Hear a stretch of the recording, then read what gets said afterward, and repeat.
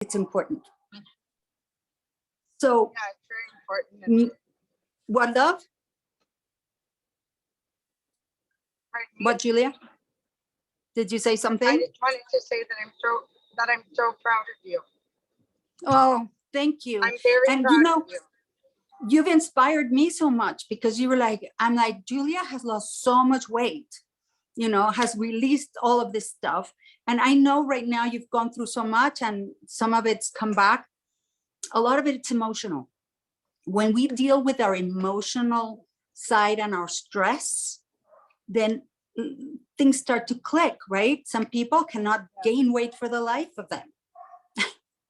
I wish that would be us. like Sarah doesn't have that problem, right? I don't think. And so do you, Sarah? No, right? That's not one of the things that it's like part of your life. I don't think so.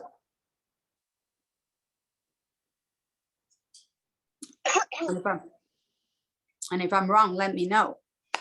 But when we make that decision, there's something in our bodies that clicks, and you know that you've decided.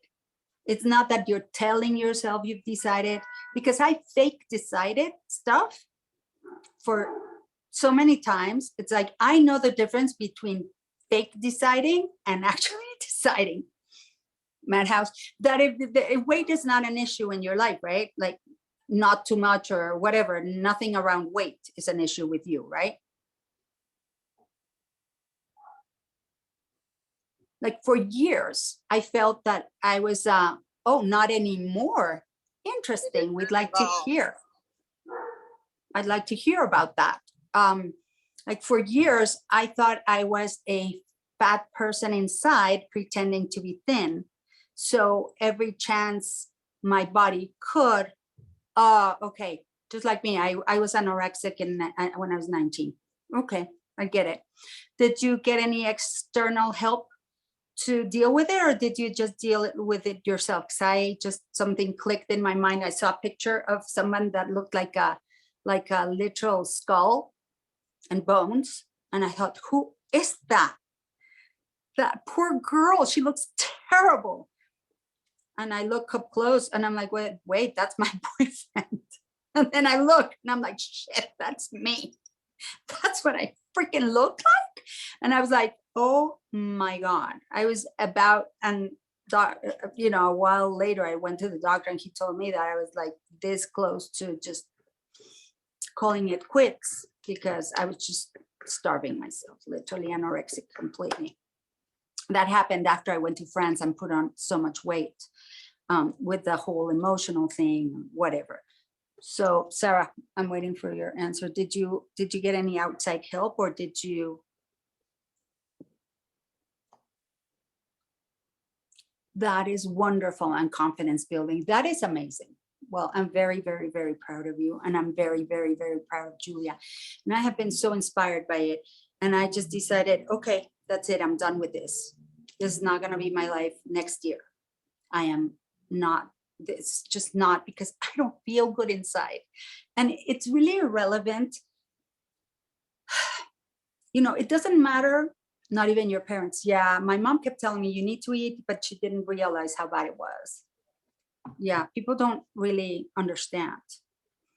And when you're going through it, it's very difficult to stop, because you get something called dysmorphia, which is you see your body differently.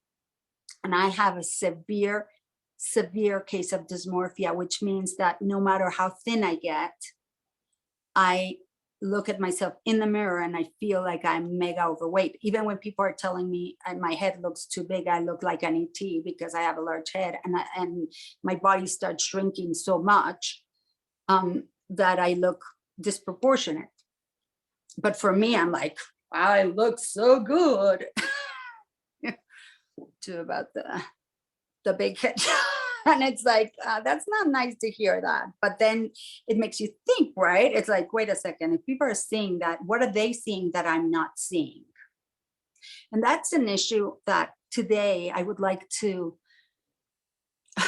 release. I read something that was so interesting just 3 days ago, and it's clicking right this second as I'm speaking. Somebody, and I don't know where I read this, said that they didn't like to send pictures of themselves because the minute you take a picture or the minute somebody sees a photo of you, it's not the real you. The minute you take a photo, something in you changes. And what they're seeing is not the essence of you and not the real you, but something different.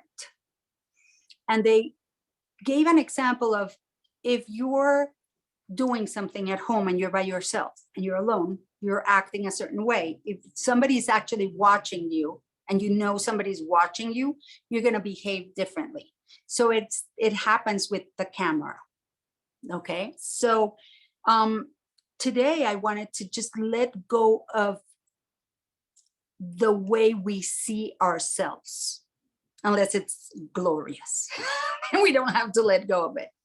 But if we see ourselves in the mirror, or if we think of ourselves and go into a rant or a feeling of, I hate this about myself, whether it's the way your thighs look or the way your eyes look, whatever it is, because we all have these idiosyncrasies and we have these things that there's something about us that we literally immediately go to that thing, right? For me, it's my thunder thighs, right? I've always had big thighs, big legs, and people tell me, like my mom would tell me, you're lucky you have fat legs because, see how it works? You're lucky you have fat legs because that's the only reason you don't look like you're from Africa and starving. That's a mind fuck, and I have. And so what part of me is holding on to my thighs that are large or larger because it's like that's the thing that I go to, that I can hate on, that I can just beat myself up about. Right? So what is the part of you that you immediately go to, that by doing that, we're actually solidifying it? So for me to release my thighs, which I've done in the past, but then they come back because I keep going into that same thought pattern, and our bodies are the expression of our thoughts, of what we think of ourselves, period. Okay. So what are we thinking that is creating this thing that we can then hate on so we can perpetuate the cycle? So can we all let go of that, regardless if we have issues with weight, issues with not, there's always some part of our body that either makes us feel insecure, either makes us feel whatever. So can we just not even go into it and just make a decision right now to release that? Today, it is a beautiful full moon that is going to illuminate all of those things that are hidden, that keep, you know, the little stone in that sock, right? When you get, or sand in the sock, and then you're walking around and at first it's not bothering you because it's just like a little something, but after a while it just starts to kill you. This is the same thing. It might be something tiny. It might be, oh, like my mom used to have, in general, her earlobes were large, but then she started wearing these very heavy earrings, and her earlobes started like getting large and large and large, and they got deformed because she was wearing these very heavy earrings, and she doesn't have piercings. And eventually she went to the surgeon and got the extra removed and got her ears fixed because it was just bothering her so much. But it was like, for her, it was her earlobes that would, like, it was like she on automatic, earlobe. She'd get upset, earlobe, whatever, earlobe. And what happened? They kept growing and getting larger and larger and larger until she dealt with it surgically, and then she didn't have to deal with it again. But we don't have to go through life getting surgeries or trying to fix ourselves, because there's nothing to fix except for our mind. And so today I would like for us to just make a decision to let go of anything that keeps us stuck and keeps us treating ourselves in a way that we would never treat a friend like, right? If we ever treated a friend the way we treat ourselves sometimes, that person would kick our butt and would never speak to us again. Like if somebody spoke to me the way, that's not me, that spoke to me the way I speak to me, I'd be like, it's like, who do you think you are to speak to me that way? I don't know if that ever happens to you guys, but it's like some days I would be, and before I learned all these things, I was like, I would beat myself up continuously. And then eventually that reflection gets, like, it just shows up in your life because we're calling it forth into existence. Okay. And now here's for the power of manifesting and how fast things happen. And this is a story that happened to me today on my way to the doctor, that I'm still like, phew. My mom is here. There's a lot of people coming in and out because there's new nurses coming in. The nurse that was supposed to come here today didn't show up. So then a new one showed up, and it's people we don't know, and they're in public transport. So the whole thing, apparently the COVID thing is going around crazy here, whatever. So I'm like, you know what? When they put a knee replacement, the biggest danger is to get an infection. And so we have to literally have not a sterile environment, but very close to it for my mom while she recovers. For the first month, it has to be like that. So on our way to the doctor, which is 40, almost an hour away, we have to go to out of the city because whatever COVID, the doctor moved. So we're driving up and I'm like, I wish I had some sort of sprayer so I could just like literally like, or like a Lysol or something, that when the nurses come, I could just spray the heck out of them, just spray them down, disinfect them. And my dad's like, come on, you're not gonna spray them. And I'm like, listen, they were spraying me like a bug at the club in that huge machine. Of course, we're not gonna get a machine, but I wish I could get some sort of like a sprayer or something. And my dad's okay, we'll look into it, whatever. And I'm like, yeah, I need to spray them down. And my dad's driver's looking at me like just giggling away, that I'm like, yeah, I'm gonna spray them like bugs. I don't care. I kid you not, I was at my doctor's office about 3 weeks ago when this whole thing, right before Christmas, right? And this was not there. We show up today, my dad and I, and the secretary gets up and she goes, oh, welcome. Can you please just stand and put your arms out like that? And I'm like, okay. I'm like, what's going on? She pulls out this gun and starts spraying the fuck out of me. My dad, she's like, turn around, has UV light and starts spraying me. And I'm like, oh my God, I need that. And I'm taking the pictures of it. And I'm like, I need this thing and I need it now. And she's like, yeah, the doctor just brought it in. I walk in with the doctor. I'm like, I need one of those guns. Like, I'm there for my appointment. And I'm like, I need one of those for my mom to protect my mom. He's like, yeah, they're like $25. And I'm like, what? Yeah. And I'm like, oh my God. Okay. And they're mind blown. Okay. But here's the clincher. He goes, we're using this incredible liquid that this woman developed that has no alcohol, no this, no that. It's non-toxic. It's safe for everybody. And it's really effective. And they've done all the tests and it's amazing. And this woman developed it for hospitals and they developed it for our clinic. I'll give you her number. I said, well, I'll call her now and I'll go pick up the stuff now because we're here in Toluca, right? And he's like, oh yeah, that's a good idea because she's just down the road. Her name is Alejandra. And I'm like, okay. I WhatsApp Alejandra and I'm like, hey, Alejandra, Dr. Rojas gave me your number. I need some of your fluid solution, your disinfecting solution, whatever. She's like, I'm not at the plant, but I said, well, can you give me the name of someone? Can someone take care of me? She's like, my assistant can take care of you. Can you give me your name so that so that my assistant knows who she should call? Yes, my name's Hannah Martinez. She goes, and what a small world, because I'm your cousin. She's my cousin, like my dad's first cousin. daughter that I've known since she's like a baby. I'm like, Alejandra? And she's like, yeah. I'm like, how did you know? She goes, well, you're the only Hannah Martinez that I know. It was not hard to figure out it was you. I'm like, well, that makes sense. And now we're having coffee next week. So can you imagine? I was just like mind blown.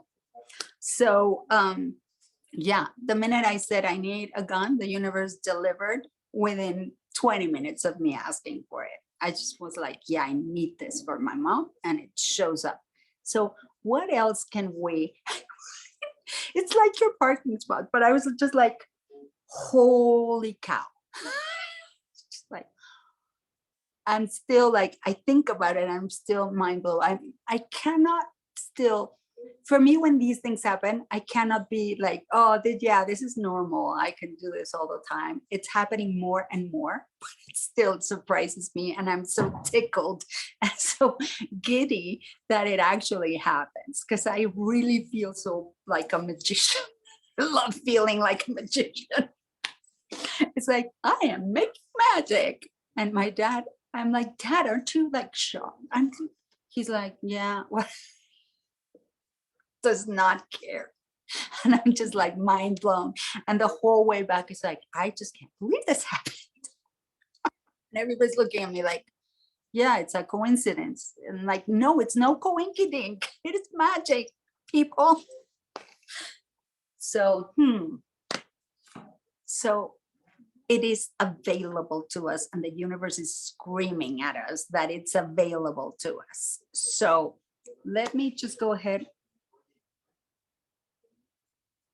close the doors, and let me put this recording on pause before we start. Awesome, fantastic. So today with our full moon, it is a really wonderful time to make a decision on what we'd like to release. And if you have something that you feel that is sticking you, or that you feel or you have decided that it's blocking you, I have learned that a lot of the things that we feel that are blocking us are things that we decide that they're blocking us. And if we decided that they're not, and just made the decision that they're not, they just wouldn't. And it's that simple.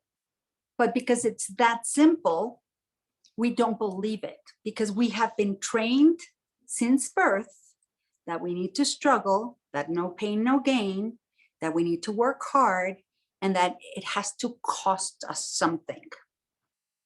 So when we just decide, then things get done. And so if we decide to do something and we know we're unstoppable now because we've really decided, then what else can we decide that will remove the things that we think that are blocking us? And so a lot of the times we can't even see them, right? I talk a lot about what we know, what we know we don't know, and what we don't know that we don't know. Like we know that we know about social media, and we know about how to work a cell phone, and we know how to eat properly, and we know that we need to exercise. The things that we know that we know. We also know the things that we don't know. Like I know that I'm not a nuclear physicist. I know that I am not a geologist or archaeologist or whatever, right? I know that I don't know those things, but I know that they exist. I'm aware of them. What gets us are the things that are in our blind spot, and what I call the monkey on our back, which are that monkey is the things that we don't know that we don't know. We don't even know that they exist. So how could we know, or how could we not know? We don't know that we don't know them, because we've never been made aware of them, right? And so it leaves room for a lot of magic to happen, and a lot of surprising things to happen in our life when we start expanding that circle. And then even if those things become things that we know we don't know, at least we'll have an awareness that they exist. Whereas before we couldn't even see them because they were not in our awareness. And that monkey, right? Whenever we turn, we can't see it. But now, as we make a different choice, we're start to become more aware of things that we didn't know that we didn't know. And then we can choose to either get to know them better or just to live with them without having to know about them no more, but we know that they exist. And so the blind spot keeps getting smaller and smaller and smaller. And so today, as we make a different choice about things, about blockages, for example, because the thing about the blocks, and I've been guilty of it. I've been at times thinking, there must be a block, because I heard somebody tell us that we have energetic blockages or this emotional blockage or physical blockages, whatever.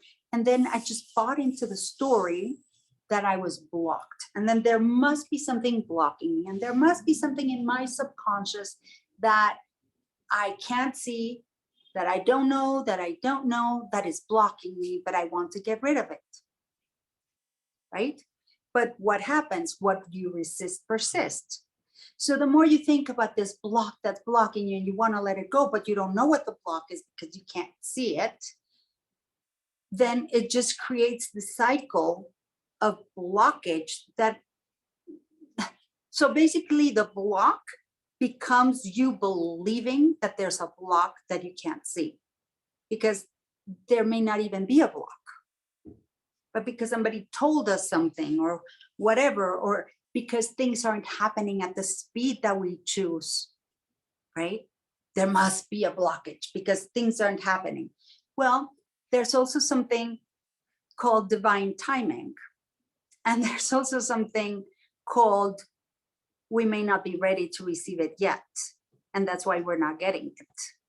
So instead of focusing on what's blocking us, if we focus and we twist this, flip it on its head, and we then start to look for whatever it is that we need to grow ourselves into, or how we can expand ourselves so that we can be prepared to receive, so we can receive that thing, because our space and our energy is going to be matching what are our desires, then that creates a whole different energy. Feel into it. Feel into, I have to get rid of this block. What block? I don't know. It's invisible.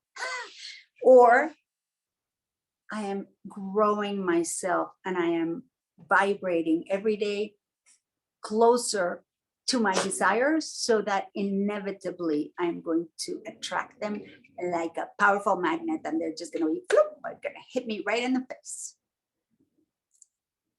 Tap into that energy. Is this right? Does this make sense? It's like, yeah, because we're so hung up on the blocks and getting rid of the blockages. And I spent so long trying to get rid of the block that was invisible. I spent so long trying to get rid of my invisible, apparently invisible wall that I created when I got divorced, because I was in such heartbreak.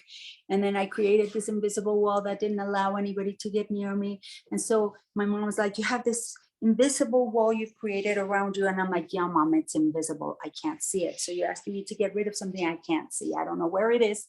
I don't know how I made it. I don't know how it happened.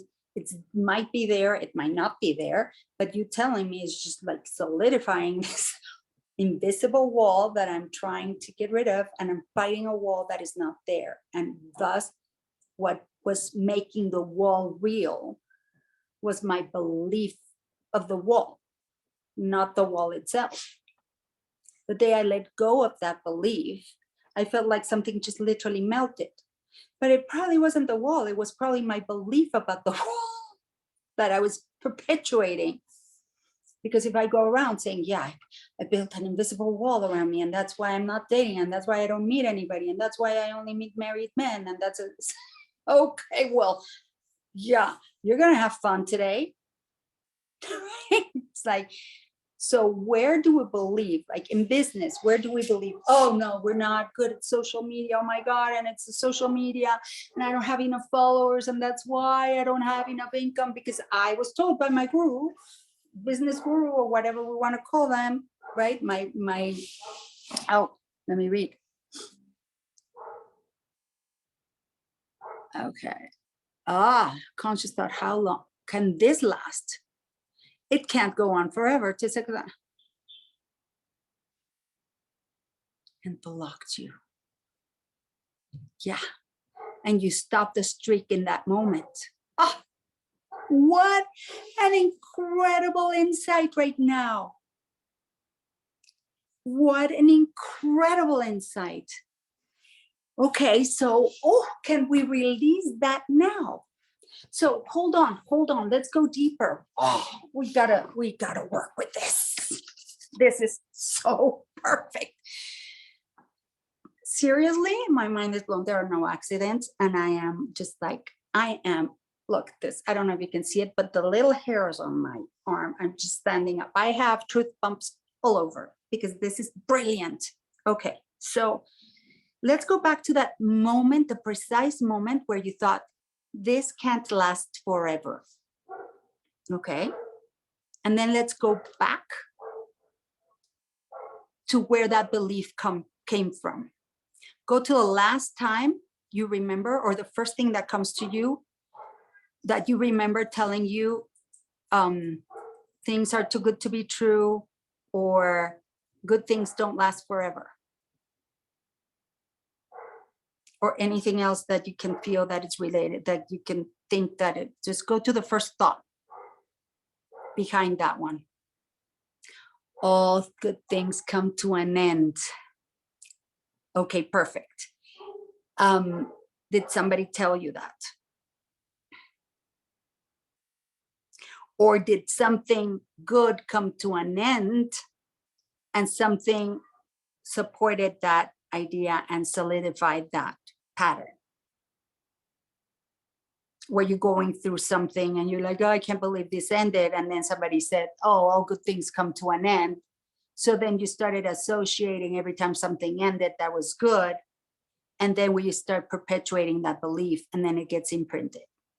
Plus, usually, okay, so when people tell us that, or when we hear it, it's usually people that we love or we care about or we respect. I didn't even know when it started. Okay, is that something, it's so ingrained? Okay, and you heard it growing up. Did you hear it growing up at school, or did you hear it growing up at home, or did you hear it everywhere? Come here. Family. Okay. A lot of times people say that to cope with this disappointment, because in life we sometimes have disappointments, and then in order to justify the disappointment or feel better about the disappointment, we say things like all good things come to an end, in order to resign ourselves that good things can't last forever, or can't last not even forever, but for a minute, right? And it's like, yeah, I had a disappointment, and in order to make myself feel better, I say, well, it ended because good things can't last forever. So I have to live with that, and that's life, and suck it. Pipe dream. Let me go, I can't find the chat here. Pipe dream, like dreams would stay that way. Okay, yeah, so it's a pipe dream, right? So then what happens? You start having fun. It's to avoid disappointment. Yeah, because then it's like, it removes the responsibility from us. It's life happening to us and not us happening to life. And so it's like a way of saying, yeah, well, it happened to me, but it didn't happen to me. It happens to everybody. And I might as well just get used to it because it's just life. And then if it's just life, I am powerless. And that is such a disempowering way to look at life. And that is how we humans get trained from birth. It's like you ask for too much. You expect for too much. You're ungrateful because you always want more. Why can't I be grateful and want more? Right? You're greedy. You're never satisfied. You always want more. But guess what? Life sucks and all good things come to an end. And you shouldn't be greedy. And you shouldn't take too much. Because if you're greedy, that means somebody else is going without. Maybe, maybe not. But if I believe that it's something out there for you, it'll be there for us. Whether it's like it's just there waiting on the sidelines, whether we're opening our arms to receive it or we're big enough to hold it or not. Hey, I'm so glad you're back. And so when we justify something like, oh, it can't last forever, right? You immediately went into this is too good to be true, right? Because it's happened for so long. And how long has it been? A month?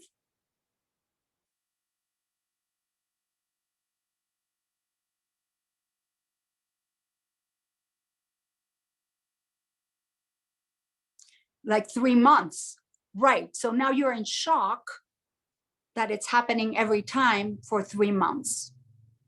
And in that moment, that imprint that was drilled into you for so long that you heard it and it was just like, that's the way we live our lives. All good things come to an end. The moment you started thinking, oh my God, it's been going on for 3 months now. Oh, it can't last forever. It's impossible. And then someone comes and blocks you and makes you right. Because that's the other thing. Remember, we talked about it in the speed reading class, in the sync learning. Our mind, our reticular activating system always wants to be right. Right, you were blown away, it had lasted that long. And then you're like, okay, I'm done with it because it was just a lucky streak, beginner's luck. Of course, I can manifest this because it's basic, but I can't manifest my 10 grand. And now I can't even going to manifest my parking because I've had enough. Like that was my allotment of pull through parking spaces. Because who decided that? Not you, but the imprint of things can't last forever.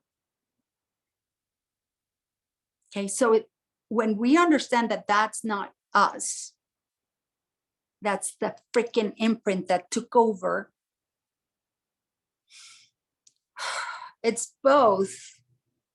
It can be upsetting, but it's also liberating. Yeah, it's like, it's been too good. My streak is over. I've had enough. I can't get greedy. Because what would happen if it went on for the rest of your life? You would have too many pull through parking spots. Oh, the greed. I just don't know how you do it, Sarah. You're so greedy wanting pull through parking spots. I mean, you're taking all the pull through parking spots from everybody else. It's just wrong.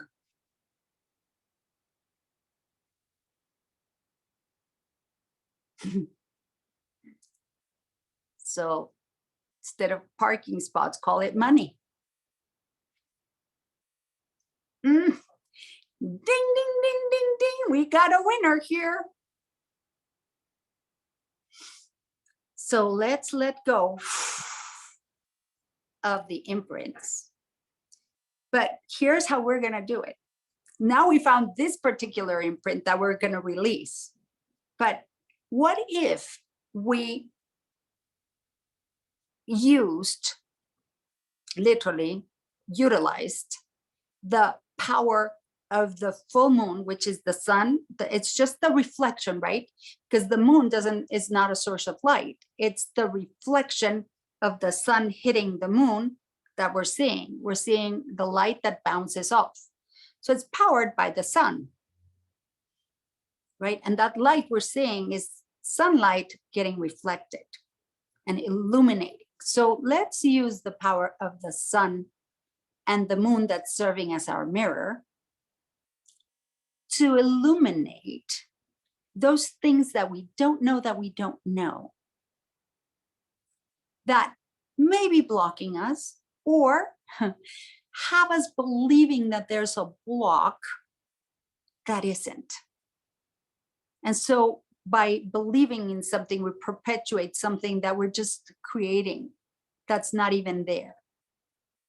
So what if we just said thank you to the moon, thank you to the sun for illuminating these things, and with the sound, just literally transmuting them and just melting them away and creating these imprints into stardust that we're going to use as our magic fairy dust to create unlimited, endless pull-through parking spaces.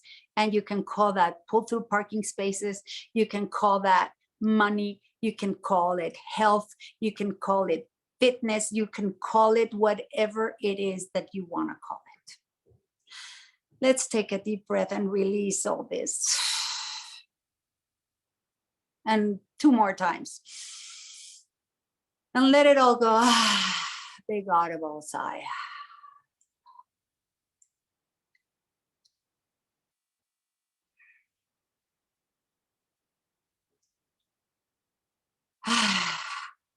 Feel how good that feels. And so our focus is expanding into holding all infinite parking, pull-through parking spaces, right? And when we go into this can't last forever, it's too good to be true, the affirmation that works for me, that is phenomenal, that I learned from my friend Florence Scovel-Shinn, is nothing is too good to be true. And that confuses the brain. Nothing's too good to be true. Nothing's too good to be true. Nothing's too good to last forever. Right? It's saying it can last forever, but by saying nothing, you're confusing the brain, and it's like feeling like it's aligned, but it's literally shifting and breaking the paradigm. Nothing's too good to be true. Nothing's too good to last forever. Ever. Does that make sense? Nothing's too good to be true. Nothing's too good to last forever. Which means that it can. Yes, that's fantastic. I am literally electrified. I am so happy this is happening, because it's literally, we're creating this as we go along and allowing this lunar and solar energies to help us in this process and help us erase all the imprints and create new ones that are more aligned with our true spirit and our true self. When we understand that we're little drops of God and how powerful we really are, just connecting to that power, then we'll understand for real in every cell of our body that nothing is too good to be true.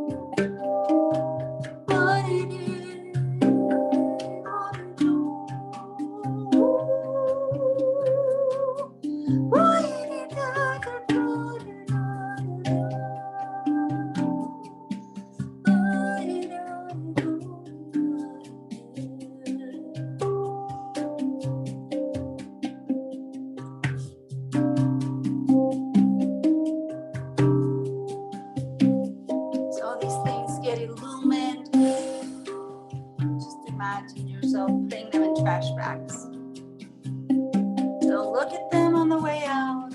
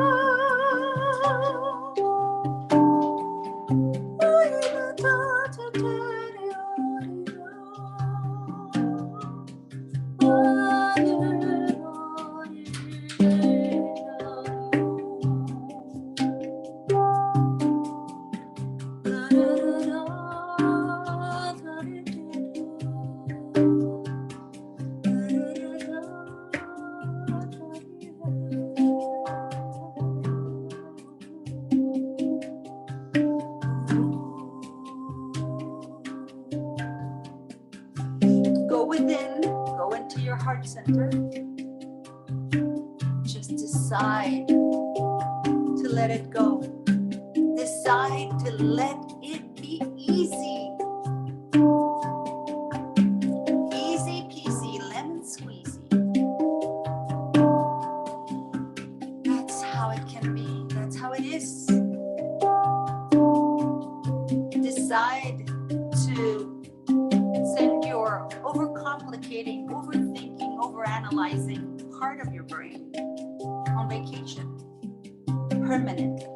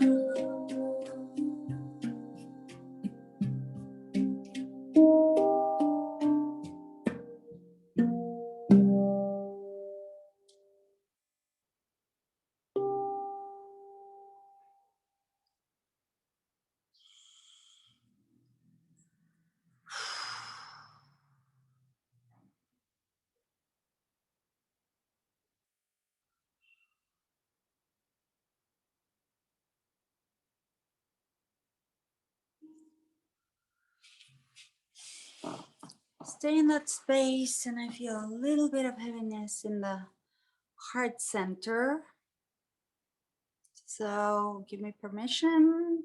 Is it okay for me to untangle these knots?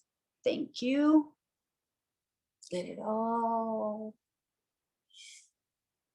leave.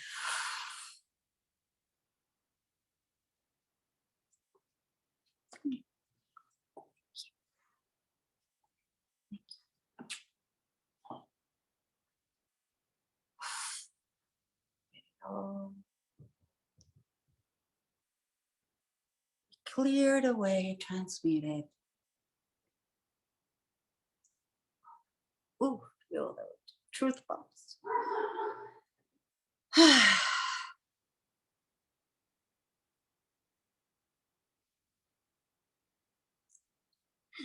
Connect to how good that feels. Allow that feeling to create an imprint in your cells so that it becomes easier and easier to flow back into the space instead of our usual place of fear and anger and angst and frustration. Whatever is your automatic. See that automatic and make it tiny. Let's do an NLP thing. Just visualize it really big in front of you and make it tiny, tiny, tiny. Make it go away till it becomes a little tiny, almost invisible dot, and poof, it disappears. And from that invisibility, bring this feeling in through that same space and make it bigger and bigger and bigger and bigger and bigger and bigger and bigger and bigger and bigger till it's right in front of you, till it literally just absorbs you. And make a decision that this is your new normal. And that is just once in a while, if it ever has to. Flip it on its head. Creating an imprint right now. Feeling good. being at peace.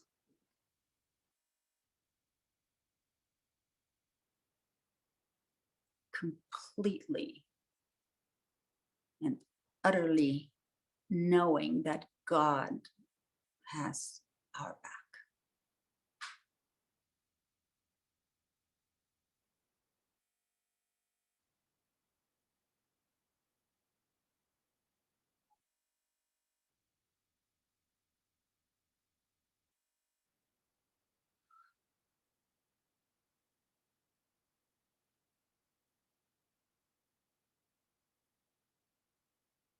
And repeat after me or with me so that we create an imprint.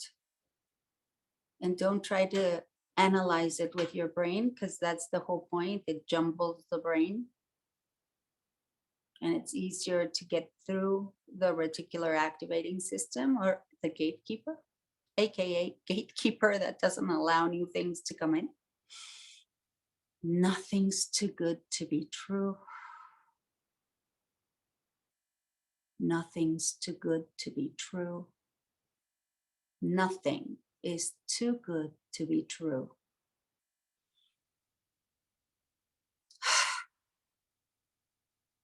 Nothing's too good to last forever. Nothing's too good to last forever. Nothing is too good to last forever and ever and ever. And so it is. When you're ready, place yourself in a bubble of protection. Go ahead and visualize a purple, violet, indigo bubble of protection. Then allow a green bubble to come on top of that.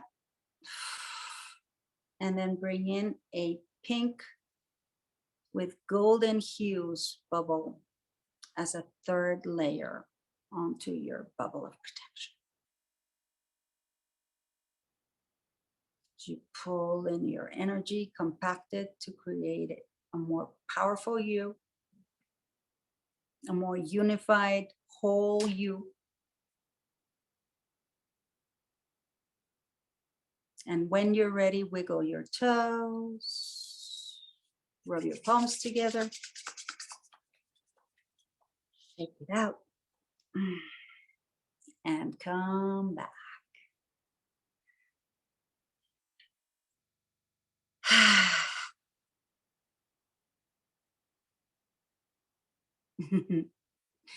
Thank you, Sarah.